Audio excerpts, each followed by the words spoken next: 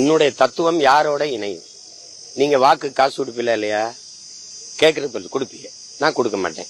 நீங்க என்ன சொல்லுவீங்க? இலவசம் அறிவிப்பீங்களா இல்லையா? அறிவிப்பீங்க. நான் இலவசத்தை ஒழிப்பேன். உங்களுக்கு வித்தியாசம் புரியுதா? நீங்க உங்களுக்கு எனக்கு 1000 கிலோமீட்டருக்கு மேல இருக்கு தூரம். நீங்க பெரியார் இல்லாம இங்க ஒண்ணு இல்லைங்க. எங்களுக்கு பெரியாரால ஒண்ணும் இல்லைங்க. பெரியார் மண்ணுமிங்க, எங்களுக்கு பெரியாரே ஒரு மண்ணு தான். கோட்பாடுல மாறுபாடு இருக்கு.